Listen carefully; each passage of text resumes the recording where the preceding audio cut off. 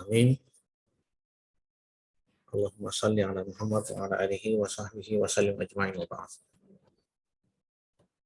Baik, mahasiswa sekalian, kita hari ini melanjutkan perkuliahan kita tentang pengantar hukum Indonesia, dan insya Allah pada pagi hari ini kita akan membahas salah satu topik yang penting yang menjadi kerangka utama di dalam memahami sistem politik hukum di Indonesia, yaitu politik hukum ya, atau sistem hukum Indonesia yaitu politik hukum.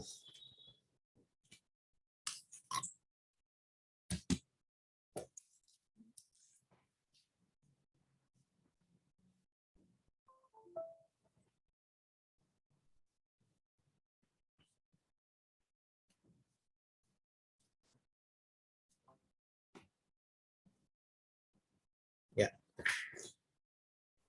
Jadi karena hari ini kita ada para dosen ada perkumpulan untuk untuk pengajian ya, jadi mungkin kita akan melaksanakan perkuliahan ini hanya sampai jam 8 ya. Jadi insya Allah kita akan perdalam pada tatap muka. Jadi saya ingin memberikan mapping dulu atau pemetaan dulu.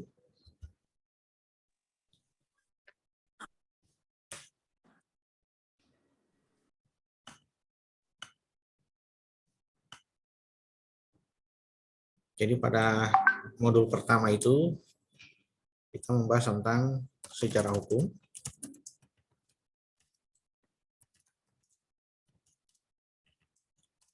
Yang berbicara tentang bagaimana hukum terbentuk. Kemudian kita bicara tentang pluralisme hukum, yang berbicara tentang bagaimana hukum, varian-varian hukum, kemajemukan hukum diterapkan. Sekarang politik hukum,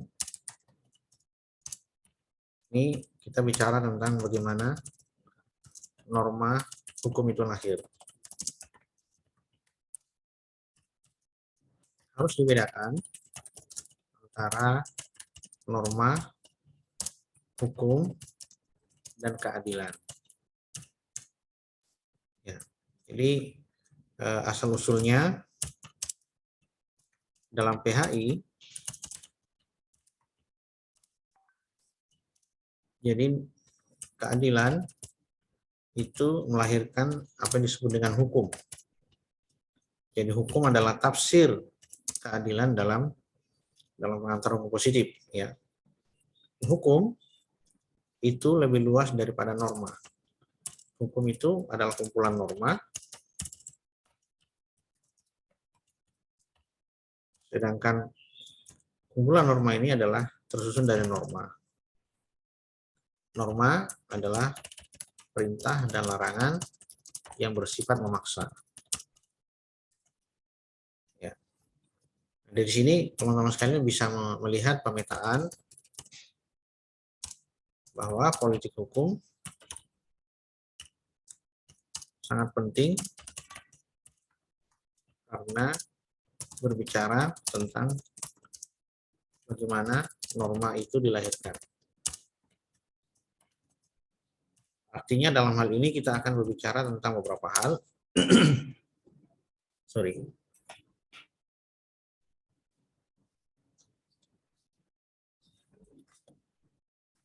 Yang pertama adalah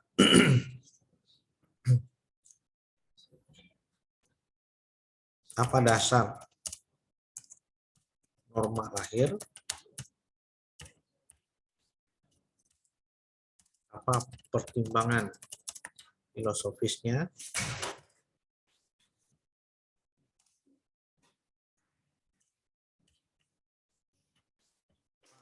pertimbangan yuridis sosiologisnya, dan apa pertimbangan yuridisnya.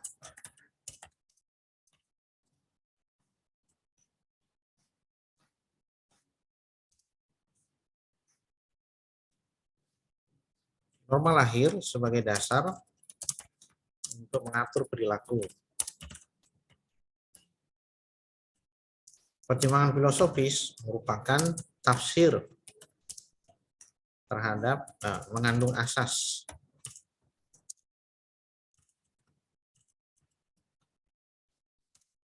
Pertimbangan sosiologis mengandung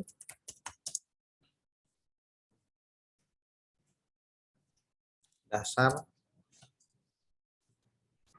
perilaku yang diubah.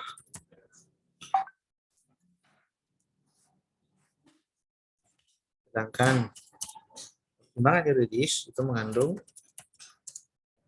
dasar aturan yang ingin diubah atau ingin diciptakan. Atau mengapa undang-undang itu lahir.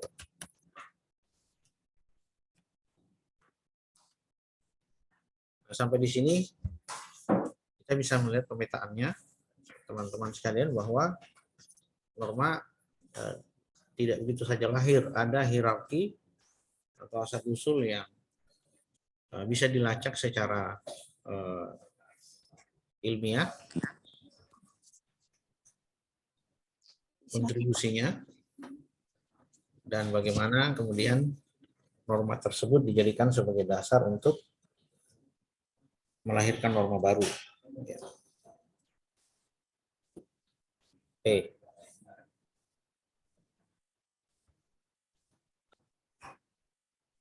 Kita kembali ke slide ya.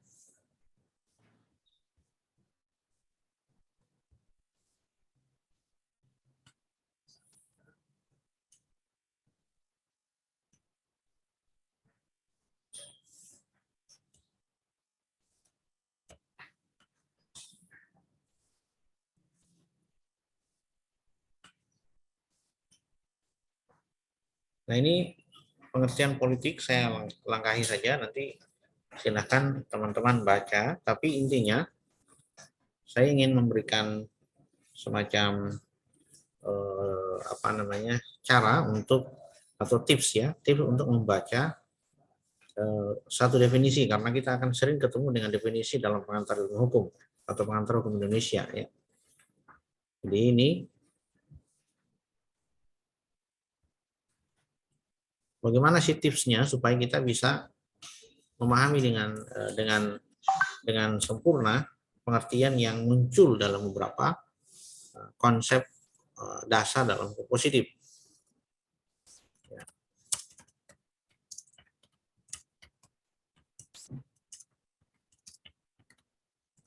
Yang pertama adalah carilah kata yang berulang. Ya, kata yang berulang menunjukkan kata kunci utama dalam pengertian tersebut. Kedua, carilah subjek dan objek pengertian tersebut. Keduanya merupakan kunci untuk memahami perbedaan antara satu pengertian dengan pengertian lain.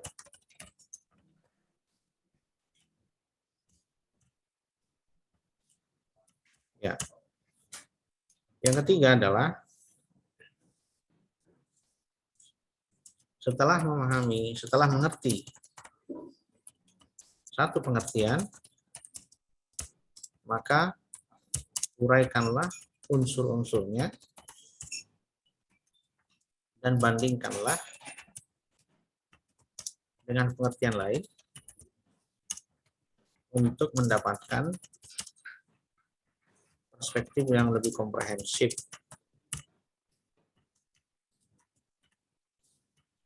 Nah, gitu ya tipsnya ya. Nah, sekarang kita ambil contoh misalnya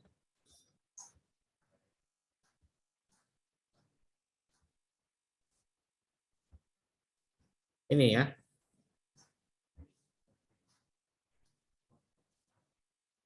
David Easton misalnya Dan lihat, studi mengenai terbentuknya kebijakan umum kehidupan politik mencakup bermacam-macam kegiatan yang mempengaruhi kebijakan dan pihak yang berwenang yang diterima untuk suatu masyarakat dan yang mempengaruhi cara untuk melaksanakan kebijakan itu. Ingat, kata kunci yang dikemukakan oleh David Easton itu,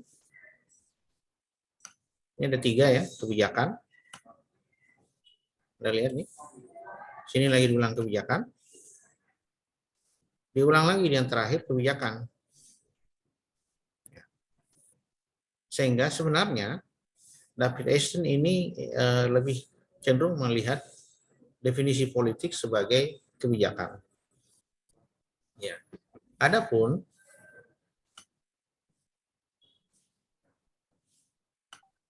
terkait dengan kewenangan,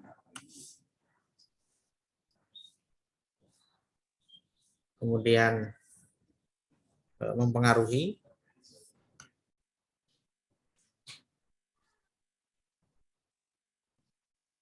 nah ini menunjukkan 2 istilah pendukung. Ya. Jadi menurut David Easton adalah studi ilmu politik itu adalah studi mengenai terbentuknya kebijakan umum yang mempengaruhi kebijakan dan bagaimana melaksanakan kebijakan. Inilah Anda lihat.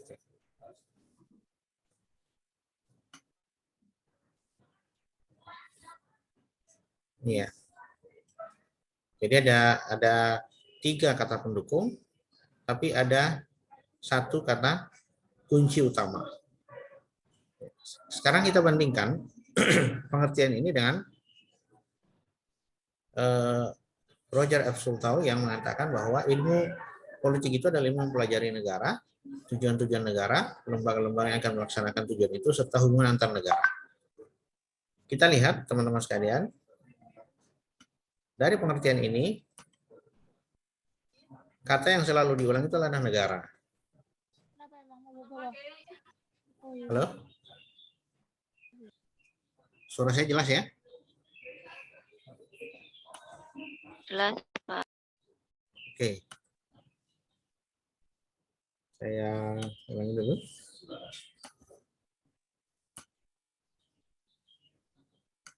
Ya, ini negara. Dan ini diulang lagi kata negara itu di kalimat kedua ya. Negara. Diulang lagi kalimat ketiga, negara. Dan diulang lagi pada kalimat berikutnya. Walaupun kalimat berikutnya ini sebenarnya adalah kata penjelas ya, kata pendukung.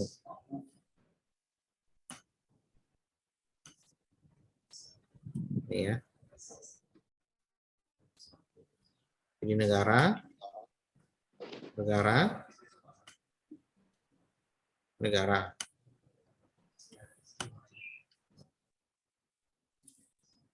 Nah, sedangkan kata kunci utama, ini negara kata kunci utama ya.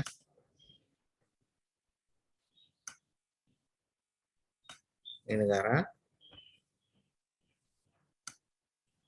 Ini juga. Ini. Ya, ini betul ya. Jadi negara ada 3 kali ya. Nah, adapun yang kata kunci pendukung,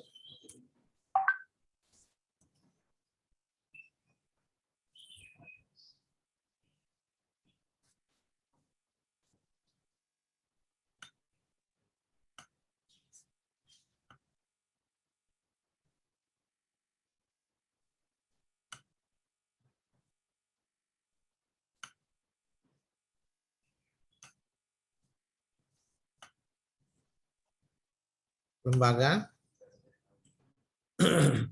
tujuan-tujuan, hubungan. Jadi Anda bisa lihat di highlight merah ini dengan yang kuning ini itu menunjukkan mana kata kunci utama dan mana kata kunci pendukung. Nah, itu tips yang bisa kita lakukan untuk memahami dengan sempurna pengertian yang diberikan oleh para pakar. Sehingga di sini sebenarnya kalau kita ambil semacam klasifikasi, misalnya kita ambil perbandingan ya.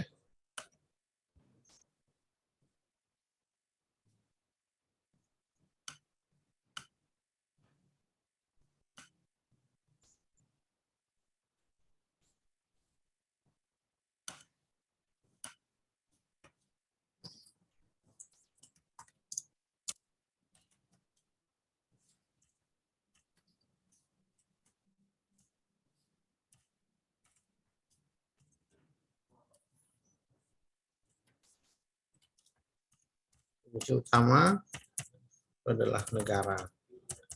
Kunci pendukung hubungan, kebijakan, wewenang.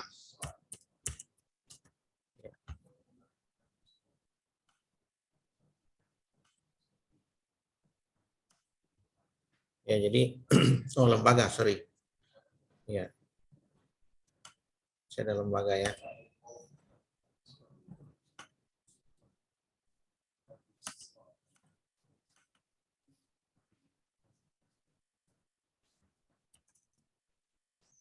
Lembaga. Oke.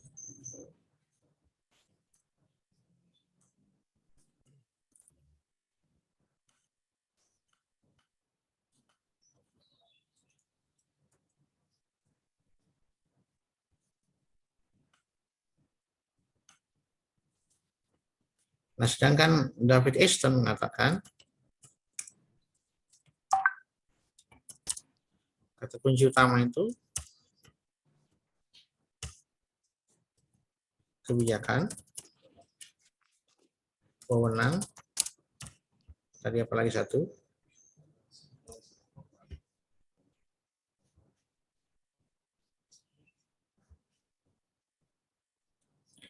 Mempengaruhi dan melaksanakan.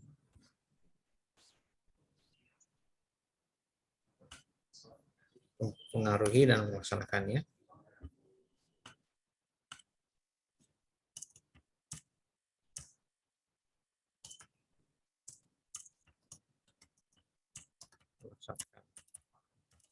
Nah, ini tips ini bisa Anda gunakan di mana saja untuk mata kuliah apa saja, karena ini bisa menjadi pendukung ya bagi teman-teman untuk memahami istilah-istilah kunci. Nah, dari sini kita bisa lihat teman-teman sekalian bahwa politik itu bicara tentang negara, David Easton bicara tentang kebijakan. Tapi ada beberapa hal yang sama, yaitu sama-sama menempatkan kewenangan, ini ya, wewenang ini sebagai kata kunci kebijakan pendukung. Ya. Bedanya hanya di kata kunci utama. Jadi Roger Osuto melihat ilmu politik dari sudut pandang terbentuknya negara, sedangkan David Easton melihat negara sebagai produsen kebijakan. Ya.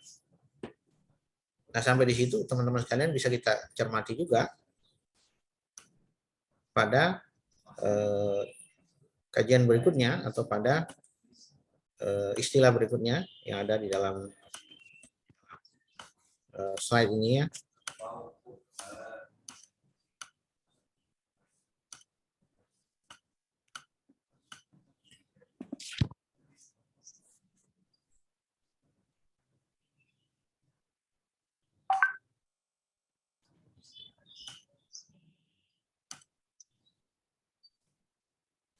Nah, sekarang kita bisa lihat di sini Utrecht ya. Utrecht itu juga mendefinisikan hukum. Jadi kan kita ini politik hukum ya. Jadi Anda bisa lihat beberapa kalimat yang bisa di-highlight ya, yang menjadi kata pendukung atau kata kunci pendukung. Ya. Jadi Anda bisa lihat hukum adalah himpunan petunjuk yang biasanya disebut norma atau kaidah, perintah atau larangan mengatur tata tertib dalam satu masyarakat dan seterusnya ditaati oleh masyarakat bersangkutan. Oleh karena pelanggaran petunjuk hidup tersebut dapat menimbulkan tindakan oleh pemerintah atau penguasa agar itu harus dilengkapi atau diperkuat dengan anasir yang memaksa. Ya. Kaidah adalah petunjuk yang hidup yang memaksa. Jadi di sini kita melihat yang sering dikutip itu adalah petunjuk ya. Ini ada kalimat utama. Kemudian di sini lagi petunjuk. Ya.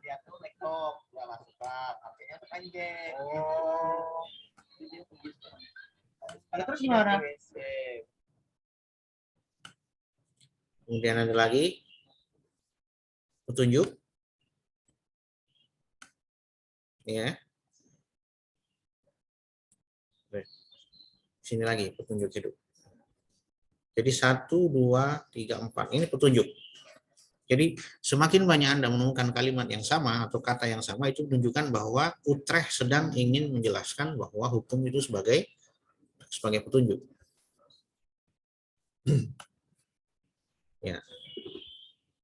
Sampai sini paham ya?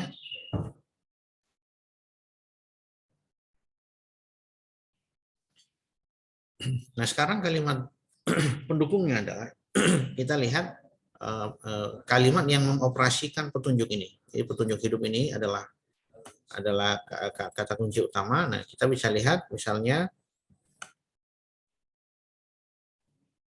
kata kunci pendukungnya itu adalah perintah-perintah atau larangan. Ini beberapa kali diulang juga, ya. Pelanggaran, menimbulkan tindakan oleh pemerintah atau penguasa, ya. Nah, diperkuat atau dilengkapi dengan anasir yang memaksa atau elemen pandualing, elemen panduang, ya. Ini memaksa, diulang lagi, memaksa. Ini memaksa, diulang lagi, memaksa. Jadi Utrecht ingin menjelaskan hukum itu sebagai petunjuk hidup yang memaksa. Jadi sebenarnya kalau diperas kalimat dari Utrecht ini bisa kita simpulkan dengan dua kata kunci. Kata kunci utama adalah petunjuk dan kata kunci kedua adalah memaksa. Nah, ini bisa Anda gunakan untuk menilai suatu pengertian berdasarkan pada kata kuncinya.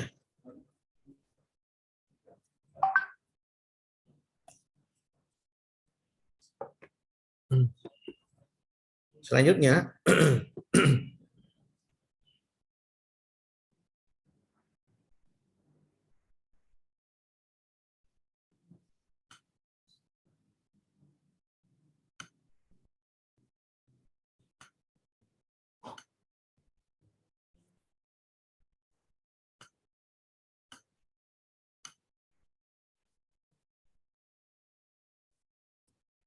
nah ini berbeda dengan Utrecht tadi.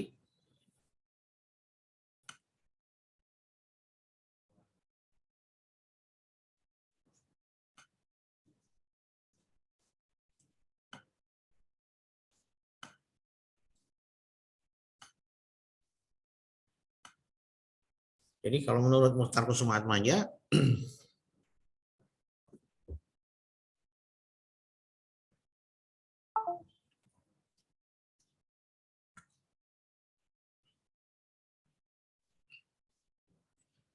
hukum merupakan keseluruhan asas-asas dan kaidah-kaidah yang mengatur kehidupan manusia dalam masyarakat, juga lembaga-lembaga dan proses yang mewujudkan berlakunya kaidah itu dalam masyarakat. Jadi ada dua kata kunci, ya, yaitu kaidah-kaidah, ya. Sedangkan kata kunci pendukung kita bisa lihat mengatur kehidupan manusia, lembaga-lembaga, dan proses serta asas. Ya.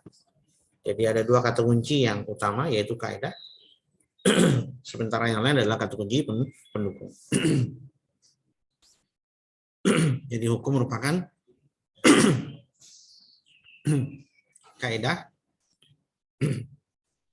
yang mengatur kehidupan manusia, juga mengatur lembaga-lembaga dan proses yang mewujudkan berlakunya kaidah itu. Ya. Sementara Luhmann, ya,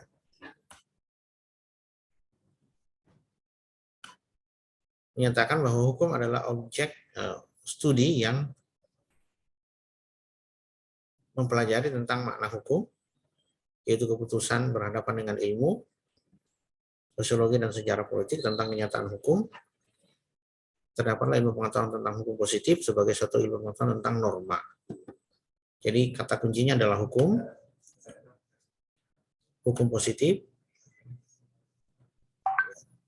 Adapun kata kunci pendukung itu adalah norma, keputusan, kenyataan. Ya. Jadi hukum adalah objek atau ilmu yang mempelajari tentang bagaimana makna hukum, bagaimana kenyataan hukum, ya, dan bagaimana norma hukum. Jadi dari slide ini kita bisa mengambil satu kesimpulan bahwa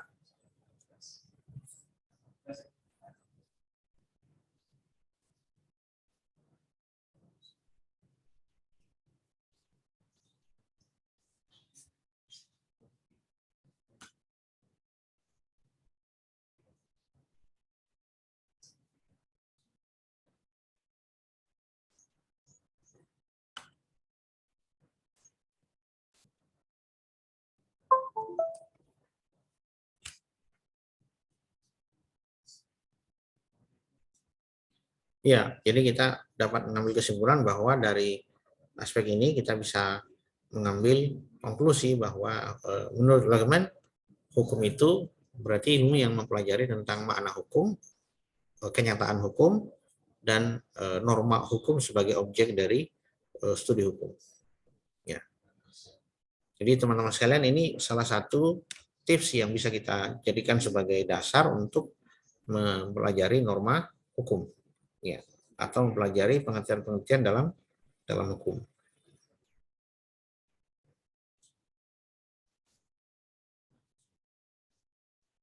Nah, sekarang kita ingin mempelajari tentang hubungan antara politik dan hukum. Ini menurut pendapat Muhammad Alfian, salah seorang pakar peneliti politik hukum di LIPI, dulu namanya LIPI ya, sekarang namanya BRIN, Badan Riset Nasional. Menurut Alfian bahwa titik temu antara hukum dan politik dilihat dari keberadaan hukum tata negara. Karena mempelajari aspek-aspek formal ya.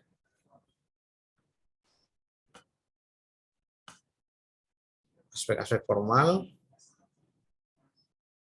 dan dari struktur politik tertentu yang didasarkan pada konstitusi serta undang-undang dan peraturan yang melengkapinya. Jadi dari sini kita bisa ambil satu kesimpulan bahwa hubungan antara politik dan hukum, politik itu ditafsirkan secara formal oleh hukum. Ya, jadi bisa kita ambil, jadi kita kembali ke whiteboard. Ya. Jadi dari istilah definisi ini, kita ambil kesimpulan konklusi ya. Politik bicara tentang kebijakan dan kebijakan negara dalam menjalankan wewenangnya.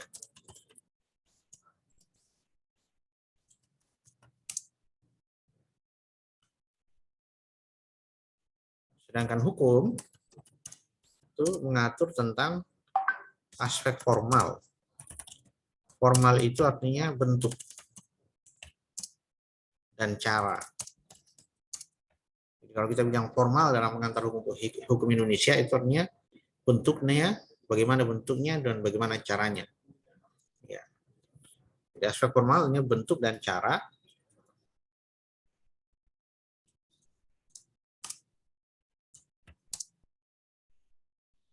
Negara melahirkan kebijakan dan melaksanakan kebijakan.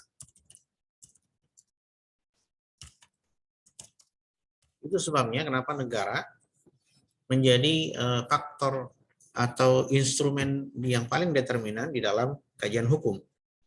Jadi apalagi kalau kita bicara tentang politik hukum, maka negara menjadi sebuah keharusan. Karena negara adalah produsen norma atau negara adalah organ kekuasaan tunggal yang melahirkan norma. Jadi ini kajian yang bersifat instrumental ya, jadi teman-teman bisa mencermati lebih lanjut terkait dengan hubungan antara politik dan hukum ya.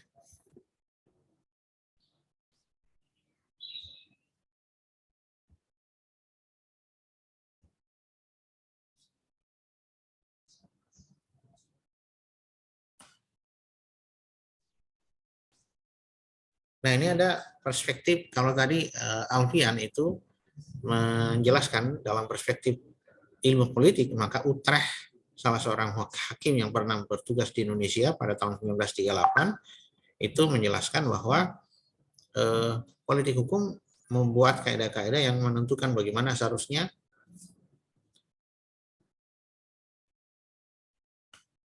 pakar hukum menyelidiki perubahan-perubahan yang harus diadakan dalam hukum positif sesuai dengan kenyataan sosial. Jadi kalau menurut Utrecht berbeda dengan Alfian ya. Kalau Alfian tadi menyebutkan bahwa hubungan antara politik dan hukum itu adalah hubungan yang bersifat subordinasi, ya, bisa dilihat hubungan formil atau hubungan formal antara politik dan hukum. Politik bicara kebijakan dan politik dan bicara tentang struktur negara, sedangkan hukum berbicara tentang bagaimana negara menjalankan dan melahirkan kebijakan serta melaksanakannya. Sedangkan menurut Utrecht, ya, jadi politik hukum merupakan kaidah yang menentukan bagaimana seharusnya pakar hukum menyelidiki perubahan-perubahan yang harus jadi. Jadi lebih melihat pada aspek ilmu hukum. Anda bisa lihat dari kalimat pakar hukum, ya. Jadi Utrecht ingin membatasi pembahasan tentang politik hukum hanya pada keilmuan ilmu, pada rumpun ilmu hukum. Dia tidak ingin mendefinisikan politik hukum dari sudut pandang ilmu politik, tapi dia ingin mendefinisikan politik hukum dari sudut pandang ilmu hukum. Ya. Sehingga di sini beliau mengatakan bahwa kaidah-kaidah yang menentukan bagaimana seharusnya pakar hukum menyelidiki perubahan-perubahan yang harus diadakan dalam hukum positif agar sesuai dengan kenyataan sosial. Jadi Utrecht memberikan kita kesan atau kesimpulan bahwa ada ketika norma lahir,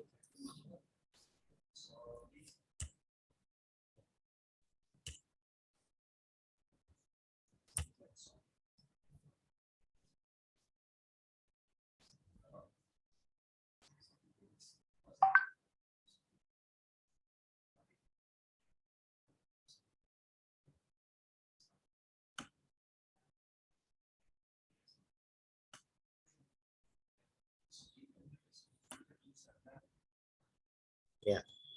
Jadi ini Utrecht ketika norma lahir harus sesuai dengan kenyataan sosial.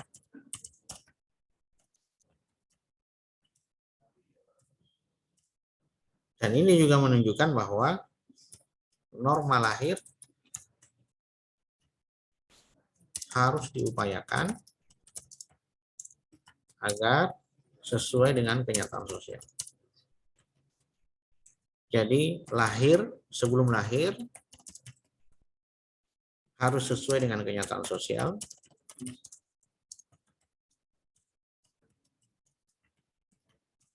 Setelah lahir pun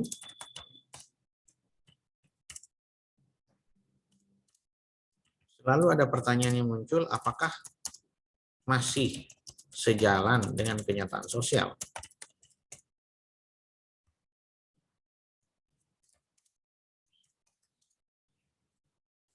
Jadi tugas ilmu politik itu, tugas politik hukum itu sangat luas karena dia mencakup sebelum dan sesudah lahirnya norma. Ya. Kalau sebelum lahir sesuai dengan kenyataan sosial, maka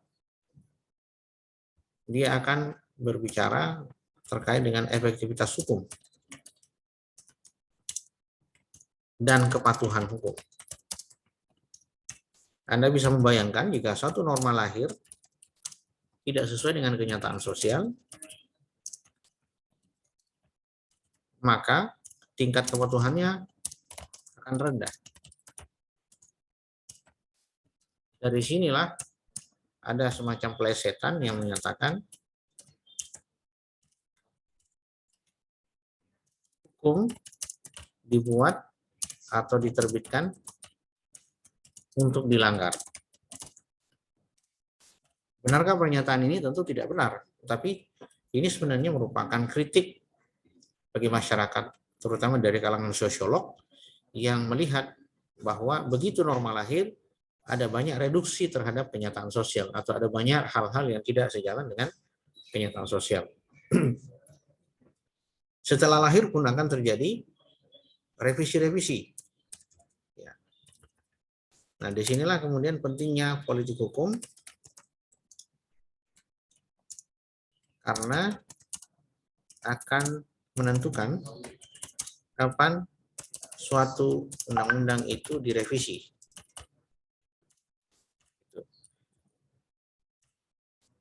Jadi kapan undang-undang itu direvisi itu sangat ditentukan oleh adanya politik hukum.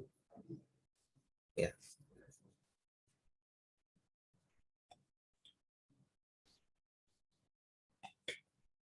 Silakan, sampai di sini ada ditanyakan?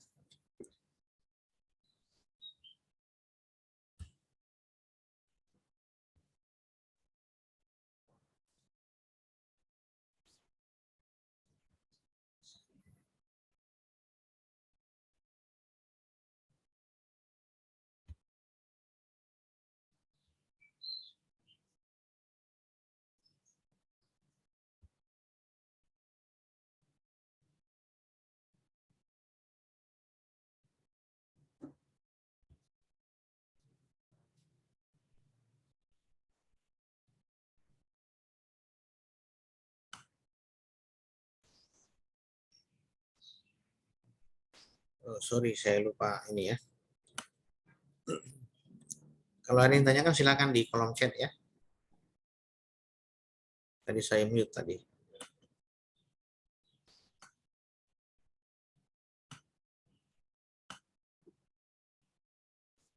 Silakan kalau ada yang tanyakan.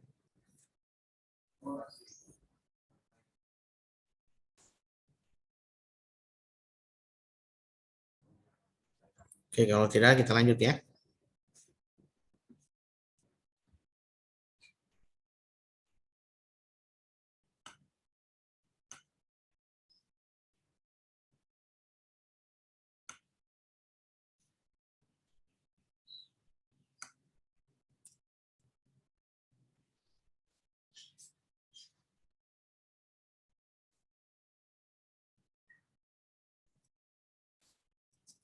Kesimpulannya adalah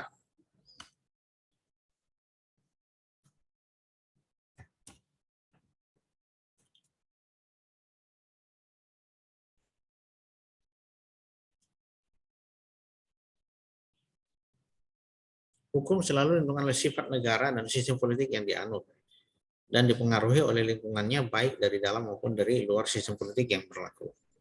Jadi kita bisa melihat bagaimana negara dan kebijakannya itu sangat ditentukan oleh siapa yang mengisi negara itu.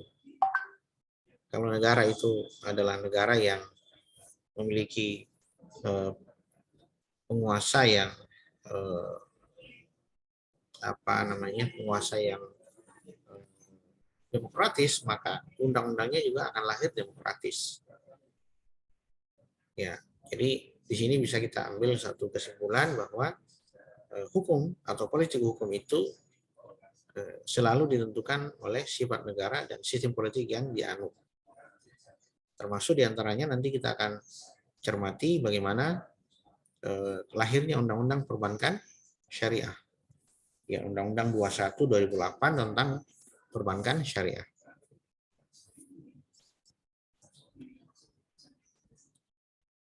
Nah, sekarang karena kita sudah mengetahui bahwa negara merupakan organ tunggal yang memiliki faktor atau pengaruh yang sangat determinan terhadap terbentuknya norma, maka di sini kita bisa lihat negara dalam perspektif sistem politik.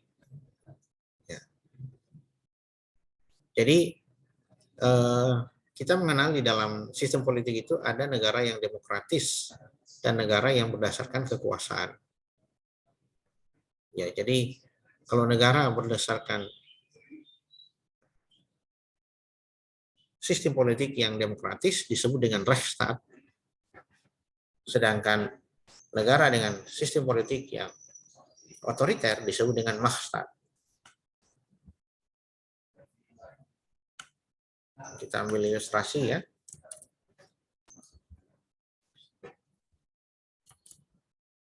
Pemetaannya,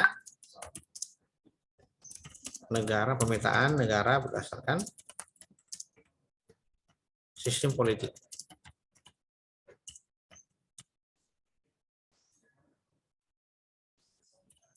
Negara dengan konsep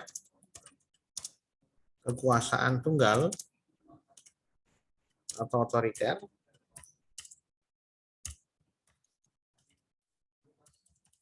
disebut dengan maksad.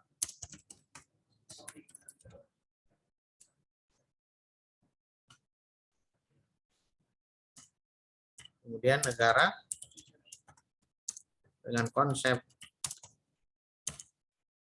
kekuasaan demokratis disebut dengan Rechtsstaat. Ya. Di Undang-Undang Dasar ini sudah disebutkan bahwa negara Indonesia berdasarkan Rechtsstaat. Rechtsstaat. Artinya kekuasaan negara dibatasi oleh hukum. Ya. Sedangkan dalam Maksad, kekuasaan negara tidak dibatasi oleh hukum. Artinya dalam negara Maksad itu kekuasaan atau hukum berada di bawah kendali kekuasaan. Nah, ini dari sini teman-teman sekalian kita bisa mengambil satu kesimpulan bahwa yang dipilih oleh sistem hukum Indonesia itu adalah Rechtsstaat, negara yang dibatasi oleh hukum atau kekuasaan yang dibatasi oleh hukum. Jadi kekuasaan demokrasi itu disebut dengan Rechtsstaat. Disinilah muncul istilah yang sering kita kenal dengan rule of law. Rule of law lahir dari rahim istilah atau doktrin dari Rechtsstaat. Recht itu artinya hukum dan Staat itu artinya negara. Rechtsstaat itu artinya negara berdasarkan hukum. Ya. Itu ya, jadi ini pengertian negara secara singkat terkait dengan bagaimana kita menempatkan negara dalam konteks pengembangan hukum. Ya.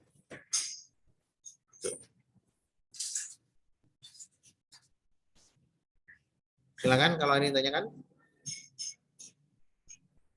Mic-nya sudah saya buka, silakan juga mengirimkan pertanyaan lewat kolom chat ya.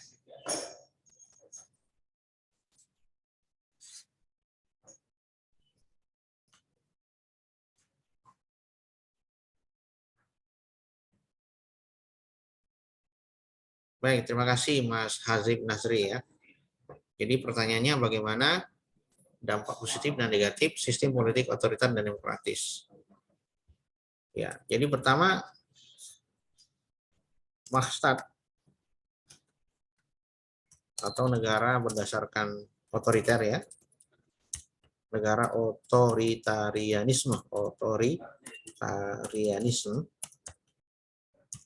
Kelebihannya dulu, kekuasaan tunggal bisa digunakan, bisa dimobilisasi secara instan tanpa menunggu persetujuan parlemen. Sebagaimana yang terjadi pada Korea Utara dan Cina. Cina itu ada parlemen, tapi parlemennya itu dikuasai oleh monopoli power. Ya. Kekurangannya,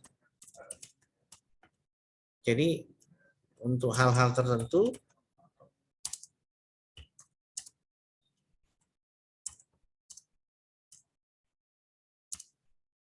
negara bisa menanggapi banyak hal secara cepat. sepanjang tidak bertentangan dengan kepentingan dan kekuasaannya. Kekurangannya banyak sekali. Apa kekurangannya? Suara rakyat sangat kecil, sangat tidak bisa didengar. Yang kedua,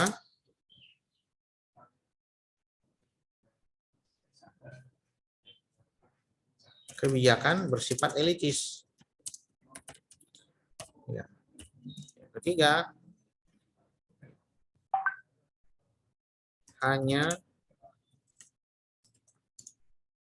orang tertentu yang bisa mengakses. Maksudnya mengakses itu mengetahui dan mengubah. Mengetahui dan mempengaruhi ya. Kebijakan publik. Sisanya mayoritasnya pasif dan hanya menunggu. Ini kekurangan negara-negara otoritarianisme. Ya. Sedangkan Rechtsstaat, kekurangannya dulu,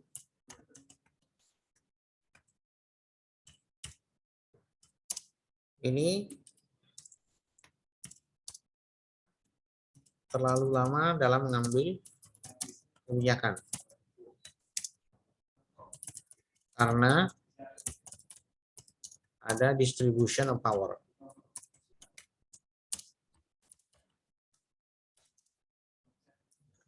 Ya, jadi ke eksekutif, legislatif, dan yudikatif.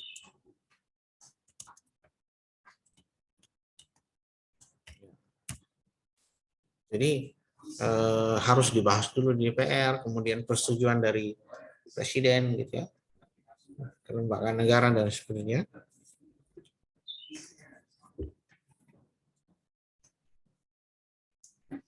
Kelebihannya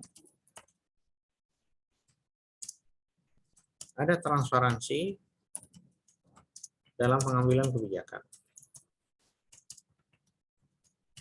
Ya, bisa juga ada channel atau saluran aspirasi untuk menyuarakan kepentingan masing-masing.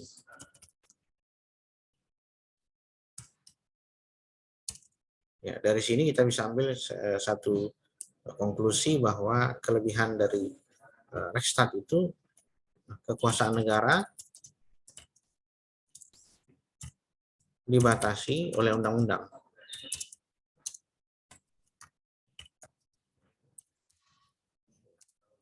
Cara negara melaksanakan wewenang itu dibatasi oleh undang-undang.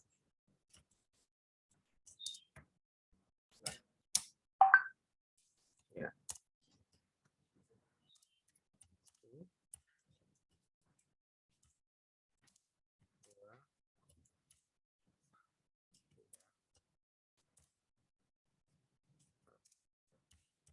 Ini ya. Jadi kekurangan dan kelebihannya sudah. Ya, jadi terutama dalam mengambil kebijakan. Ya. Karena memang eksekutif tidak bisa langsung bertindak sebagai pembuat undang-undang. Artinya dalam hal ini ada hal-hal tertentu di mana seseorang eksekutif itu tidak bisa langsung mengambil kebijakan. Ya. Gitu ya. Jadi dampak positif dan dampak negatif dari sistem politik otoriter dan demokratis. Ya, jadi masing-masing ada kelebihan, tetapi memang pilihan terbaik sejauh ini adalah sistem politik demokratis. Ya, karena ketika tidak terjadi suara mufakat, maka ya, yang akan dipilih adalah suara terbanyak. Ini juga bisa jadi kekurangan sekaligus kelebihan ya. Ya, Jadi jika tidak terjadi kesepakatan dalam berbagai kepentingan,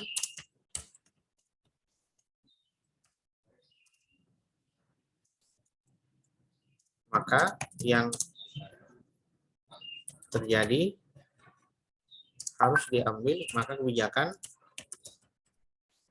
harus dirumuskan, harus diambil berdasarkan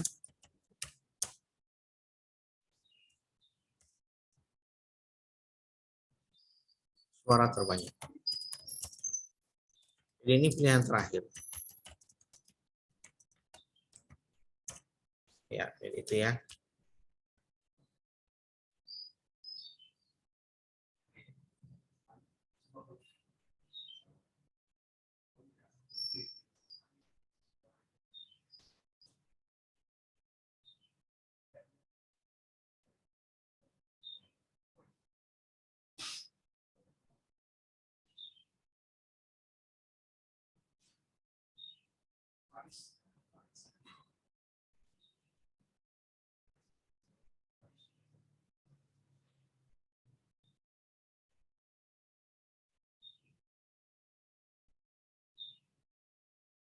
Silakan kalau ada lagi.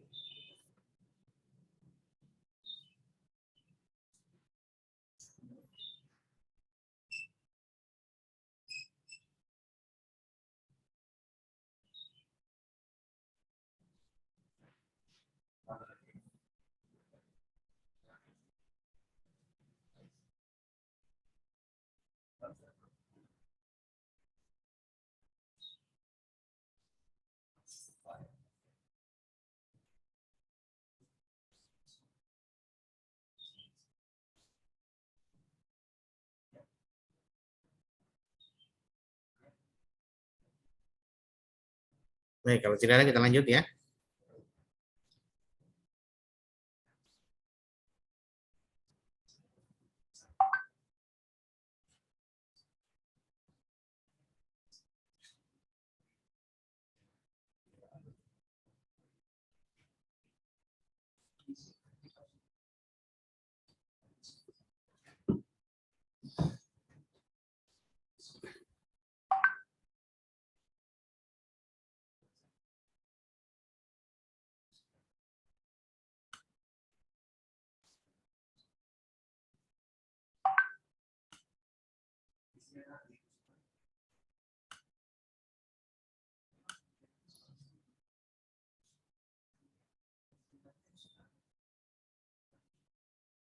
Kelihatan?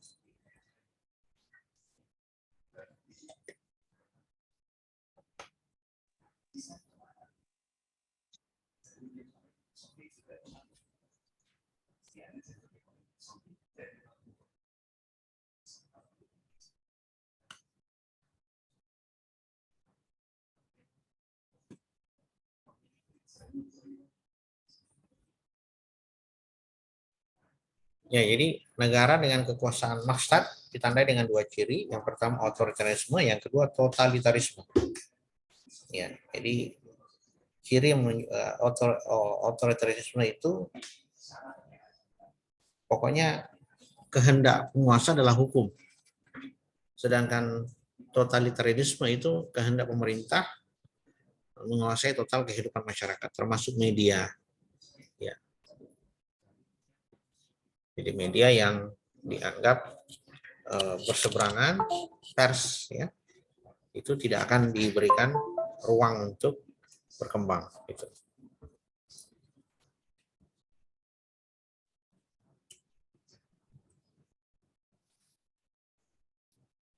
Nah ini sistem politik dan politik hukum ya. Jadi kerangka kerja atau sistem politik, tadi kita sudah membahas tentang sistem politik dalam kelebihan dan kekurangan dari sistem politik demokrasi. Kita lihat bagaimana kerangka kerja sistem politik dalam kaitannya dengan politik hukum ya. Jadi ini kombinasi antara sistem politik dan politik hukum.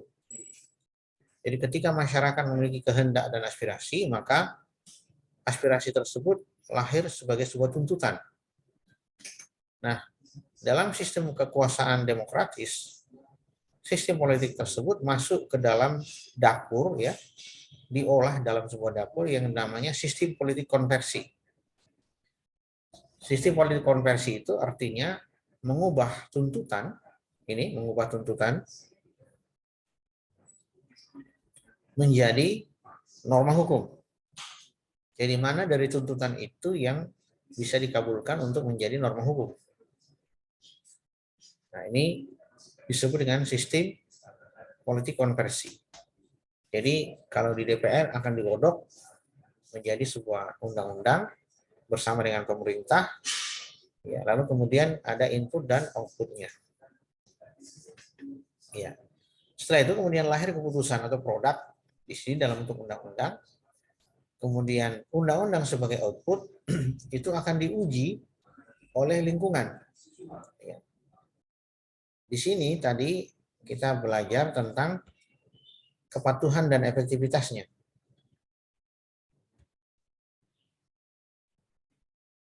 Pada poin ini, ya, pada level ini,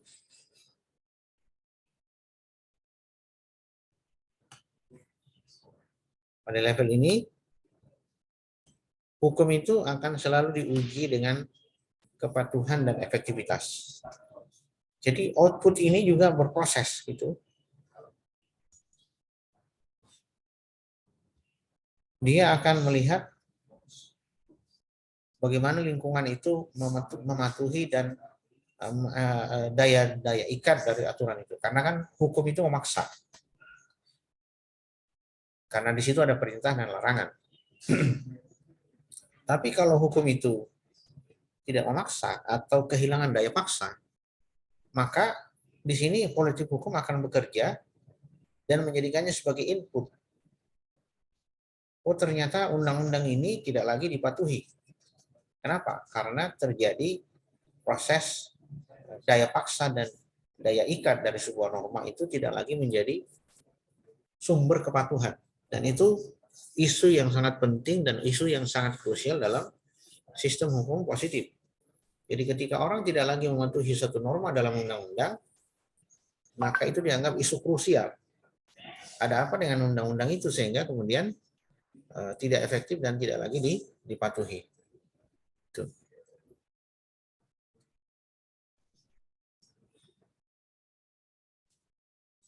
Ya.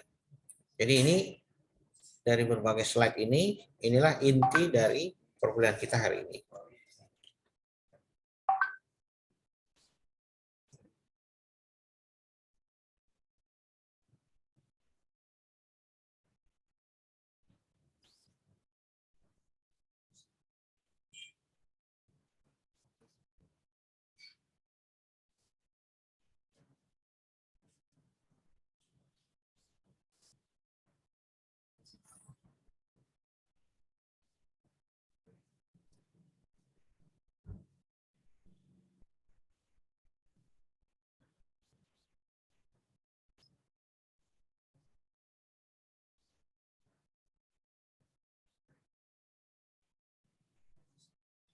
Baik, silakan kalau ada pertanyaan.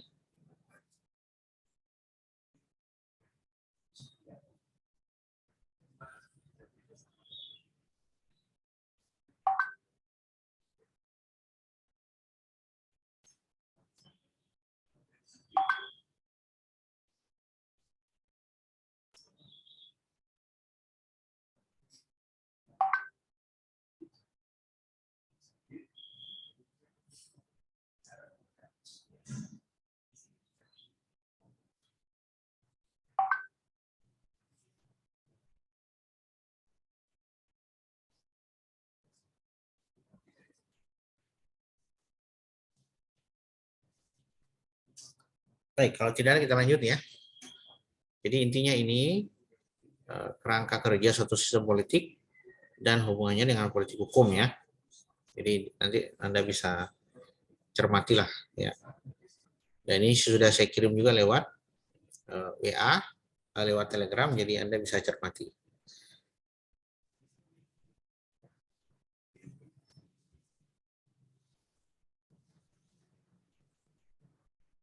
Berikutnya adalah hukum merupakan output dari sistem politik.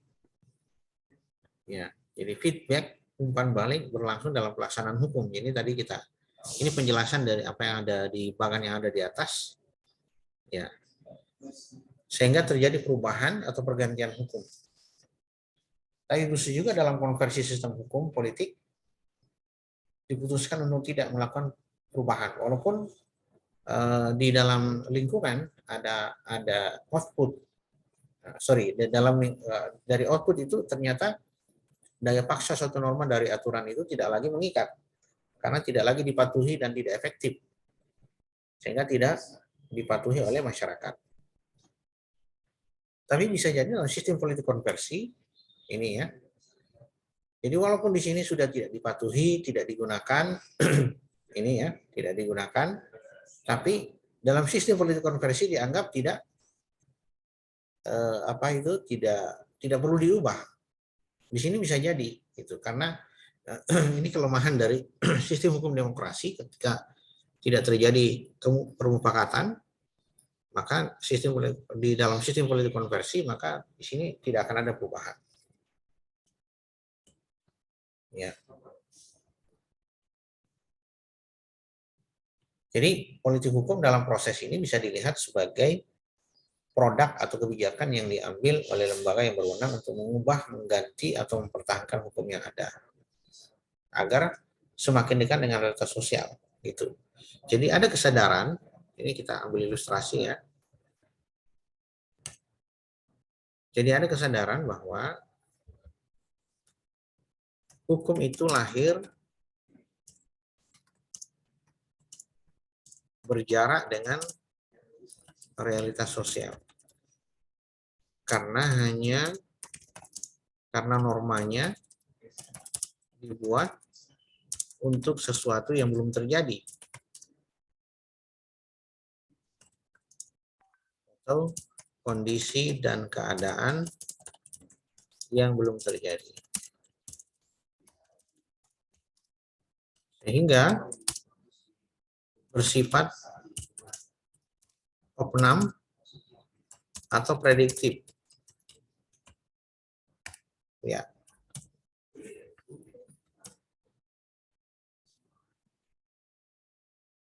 Karena itu tugas politik hukum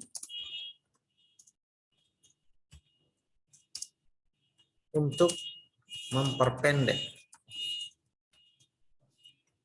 jarak jurang pemisah antara kenyataan sosial dengan kenyataan hukum.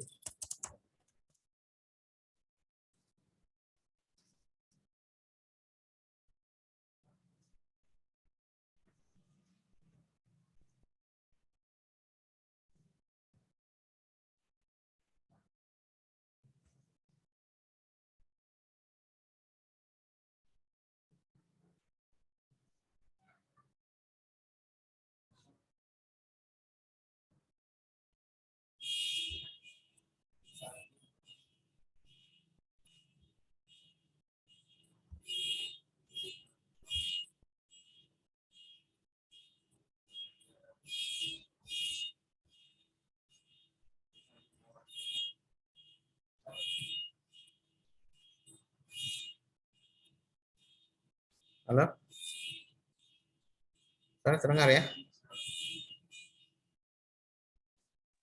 Terdengar, Pak. Oh ya, ini sempat putus ya, berarti connection stabil. Padahal saya di kampus ini. Dengar, Pak. Oke, sip. Jadi tugas politik hukum itu adalah memperpendek jurang pemisah antara kenyataan sosial dan kenyataan hukum. Jadi jangan sampai kenyataan sosial masyarakat memandang suatu perilaku adalah terlarang, tapi kenyataan hukum atau norma hukum menyatakan memandang hal tersebut tidak terlarang.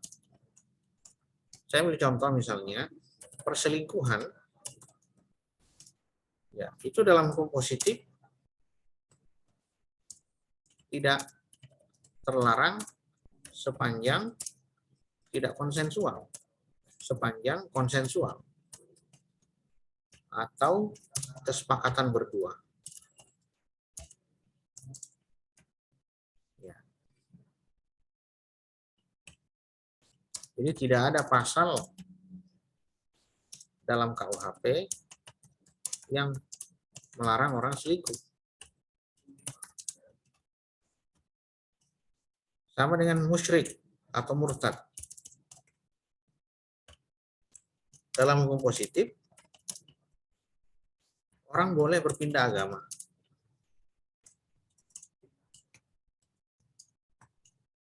Tanpa khawatir mendapatkan sanksi pidana.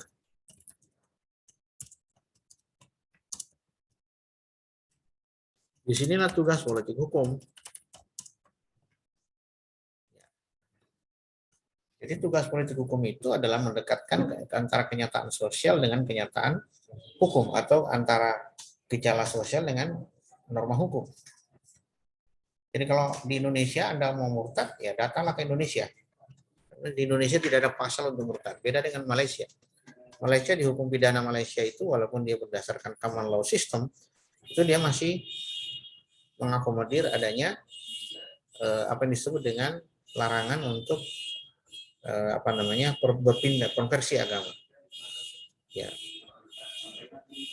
Jadi ini bagaimana kita bisa melihat hukum itu sangat berkaitan dengan aspek-aspek yang kerja-kerja politik hukum ya. Jadi politik hukum ini intinya bagaimana sih kita bisa mendekatkan antara perilaku masyarakat dengan norma. Jadi kalau norma hukumnya lari kanan, kemudian norma perilaku masyarakatnya lari ke kiri, itu berarti tidak kerja-kerja politik hukum tidak efektif. Ya.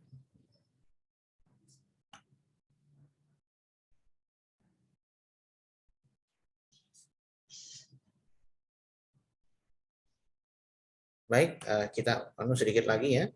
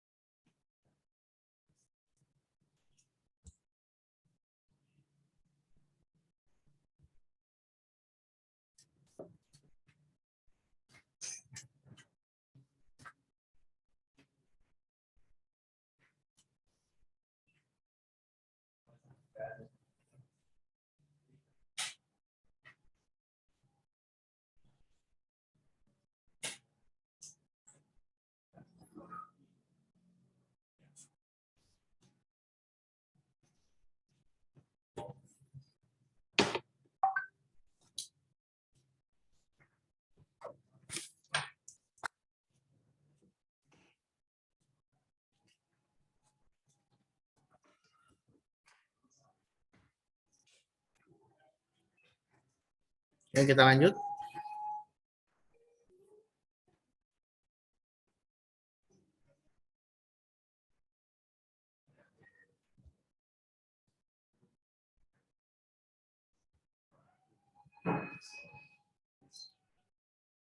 Ya, ini ada dua pengalaman traumatis di zaman demokrasi liberal dan demokrasi terpimpin mendorong para pendukung Orde Baru membuat sistem politik yang lain dari keduanya. Ya, yaitu mengembangkan demokrasi Pancasila. Ya.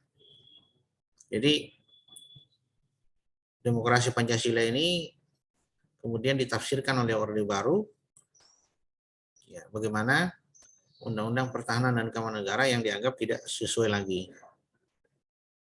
Nah, ini konfigurasi politik dan politik hukum. Jadi intinya bagaimana sistem politik sebuah negara. Suara saya kedengaran enggak? Oke, Dengaran Pak. lanjut sedikit ya. Jadi ini tipe kekuasaan negara yang demokratis dan non demokratis yang tadi kita sebut dengan Machtstaat ya. Dengan ini Rechtsstaat. Jadi karakter produk hukumnya populis. Ya, populis itu dalam pengertian artinya dia tidak tidak elitis ya. Kalau yang non demokratis berarti elitis itu, konservatif, dan ciri dari undang-undang demokratis itu adalah sangat terbatas interpretasinya, jadi tidak ambigu ya. Mekanismenya kompetitif, sedangkan non demokratis itu mekanismenya adalah sentralistik ya. Nanti saya kira bisa dibaca teman-teman sekalian supaya nanti bisa kita diskusikan di dalam kelas secara lebih cermat ya. Ini ada beberapa lanjutan, nanti silahkan dicermati ya. Karena kita akan ikut pengajian dosen, maka kita cukupkan sampai di sini. Tapi sebelumnya saya tetap membuka sesi untuk tanya jawab.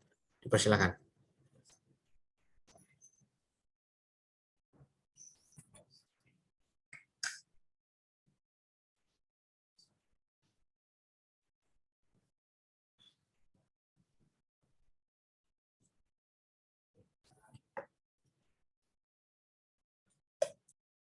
Baik, kalau tidak ada kita cukupkan ya. Baik, terima kasih. Assalamualaikum warahmatullahi wabarakatuh. Waalaikumsalam warahmatullahi wabarakatuh. Terima kasih Pak. Sama-sama. Nanti kita jumpa setelah lantai 3 di renovasi ya. Baik Pak, siap. Baik Pak. Baik, Pak.